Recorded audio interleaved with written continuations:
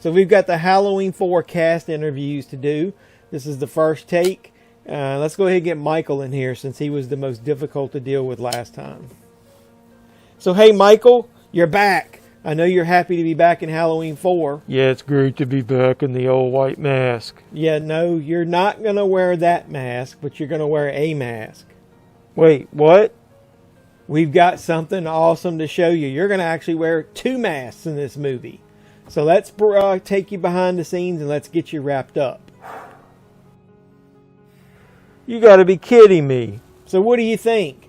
Guys, this is fucking ridiculous. We think it looks amazing. I look like the mummy. This is not gonna work. They're not gonna know who I am. I'm supposed to be the iconic Michael Myers. What is going on here? Of course they're going to know who you are. It's the return of Michael Myers. It's in the title. I don't like it. I don't like it at all. I'm not coming back if this is what I'm wearing. Here, show Michael the mask he's going to get. No, it's not going to be the original white mask from the first one. I want my white mask back. It's your new white mask. You wanted it, right? What the hell is this? This mask looks like crap. Alright, look at this mask, the original, compared to this one. Which one would you like? Well, you didn't want to wear your head wrap the whole movie. Oh my god. Can I just look like the mummy for the whole movie? Wait, what?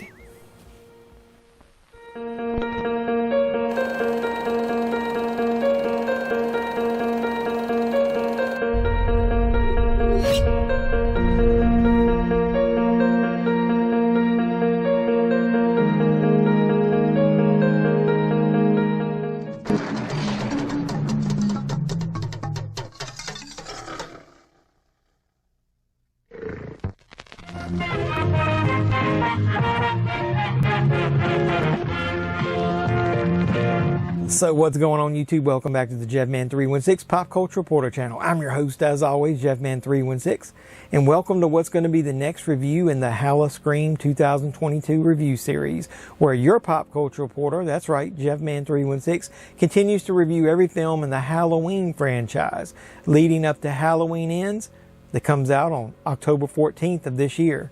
In this review series, I'm joined by 7 other awesome YouTube content creators who put their own personal spin and unique style on the reviews of all the films in this iconic horror franchise. You saw their logos hopefully in the opening graphic, and I'm also going to have their links in the description of this video down below. So please support me and then go support everyone else who's participating in this review series. So let's keep this going as I review the 1988 sequel, Halloween 4, The Return of Michael Myers. 10 years ago, he changed the face of Halloween. Tonight, he's back. Let's go. In case you've been under a rock and you actually need a synopsis of this next chapter in the Michael Myers saga, here it goes. 10 years after the original massacre, Michael Myers awakens on Halloween Eve and returns to Haddonfield to kill his 7-year-old niece named Jamie Lloyd. Can Dr. Loomis stop him once and for all? So as you heard in that description, the filmmakers decided this time around to not do a horror anthology, but to return to the continuing adventures of your friendly neighborhood stalker Michael Myers in Halloween with this 4th movie in the franchise. The director of this installment is Dwight H. Returning for all the fun is Donald Pleasence as Dr. Sam Loomis. He's awesome in this sequel, and he's really settled into the role at this point. Unfortunately, we don't get another return. We don't get the return of Jamie Lee Curtis as Laurie Strode this time. But we do get the feature film debut of Danielle Harris, who plays Jamie Lloyd, who in this movie, that character is Laurie's orphan daughter. In this timeline, you see Laurie and her husband, they're killed in a car accident. And then Jamie was adopted by a family named the Carruthers. Ellie Cornell plays Jamie's stepsister, and her name in the movie is Rachel Carruthers. And in an ironic twist of fate, Ellie also auditioned for part 4 of A Nightmare on Elm Street to play Alice. Ultimately, that role went to Lisa Wilcox, but I'm glad that it did, because Ellie turns out to be one of the real shining stars of this film. So let's talk about Michael. George P. Wilbur plays the Shape in this sequel.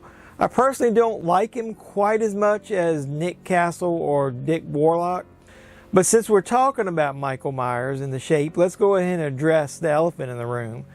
That mask, since I made fun of it in the opening skit. I do think that it is a decent mask, but not great. And I do understand how they wanted to get a new mask this time around for Michael, but it's missing quite a few details around the nose and the mouth. I just don't like it as much as the original mask. It just seems too bland. So, but let's talk about the mask. It's featured in the poster art, and what's up with that? That was a bait and switch if you ask me. They had the original mask on the poster, so come on. Speaking of the mask, most of you know there was a huge mistake about the mask during the filming of this movie. The wrong mask was used in a scene and it was left in. See, the original mask came in with kind of a pink shading for the skin color and it had really light colored hair, almost white. Each of those masks was painted prior to the production starting. But somehow, one of the unpainted masks made it onto the set and ended up in a scene where Michael finds Loomis and Jamie in the school. And it seems like from what I read that they didn't have enough money to fix it in post-production. But come on, man, have some respect for this iconic horror character. Michael deserves it, damn it. You should have fixed it. It looks terrible. But that's one of the only bad scenes in the movie. So, let's go ahead and talk about one more thing about the mask. You know that for the first part of the movie, Michael is wrapped in gauze, his whole head. I know a lot of people say that that looks awesome, and I agree, it is a good look. And they also, I've heard some people say that Michael should have been that way through the whole film. Now that's fine, but I'm just going to tell you, even back in the day, I was a teenager when I saw this in theaters. Even I thought it was an issue because you're a burn victim. It's been 10 years. Why would your face still be wrapped? I know they didn't want to show Michael, but come on, you could have put him in the shadows or you could have had him wear something. I just think it's silly to think that somebody after 10 years is still going to have their face wrapped. So before we dive deep into the story, let's talk about the score. I really think Alan Howarth does an amazing job taking over totally this time around for John Carpenter. I really love the score, especially in the opening scene as the titles come onto the screen. It really sets the tone, the atmosphere for everything that follows. So let's go on to the story. I do think they did a great job of setting up this story of Jamie and how she becomes the new young prey for Michael. I also like how they play tribute to the original film. So when Jamie goes out to look for a Halloween costume, she actually chooses a similar clown costume that Michael wore when he killed Judith in the first film. So another great character is Rachel, and she's like Jamie's protector. So that kind of preserves the whole, babysitter feel of the first film because she's watching over Jamie. It also gives an added protagonist for Michael to stalk throughout the film. So I also liked how they showed Loomis, quote unquote, chasing after Michael on the way to Haddonfield. I love that first scene where he goes into the gas station when Loomis confronts Michael and tries to convince him not to go back to Haddonfield to traumatize the town. And then after that, when Michael steals the car, I love that scene where the preacher actually picks up Loomis when he's hitchhiking. Not only do we get a cool speech by that preacher that kind of puts some perspective around Loomis's persistent hunt for Michael, but it kind of shows a little human side of Loomis. He actually cracks a smile there when he's reacting to the ramblings of that preacher and he has a couple drinks. So as far as the rest of the story, I think they do an awesome job of filling in the gaps with some very interesting characters. It gives you some people to root for this time around. Sheriff Brackett is retired and he's been replaced by Sheriff Ben Meeker, which I like his character. Meeker also has a daughter in the movie and her name is Kelly.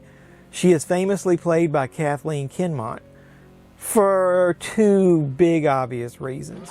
So Kelly is doing some stalking on her own in this movie as she sets her eyes on Rachel's boyfriend who's named Brady.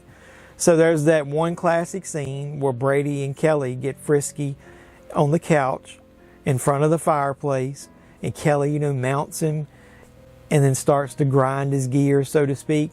Our old buddy Trent would be jealous of this scene. Your tits are stupendous. But this scene has left male viewers with blue balls for all these years because she never shows the goods. What the hell's up with that? Kathleen had already shared her two talents with the world alongside another scream queen named Barbara Crampton. Maybe you saw it 3 years earlier in a movie called Fraternity Vacation. Could you just untie this for me, please? How's that? So all you horny horror hounds out there, go check that film out if this film leaves you unsatisfied. So to round out all my heaping praise of the film, let's talk about the ending.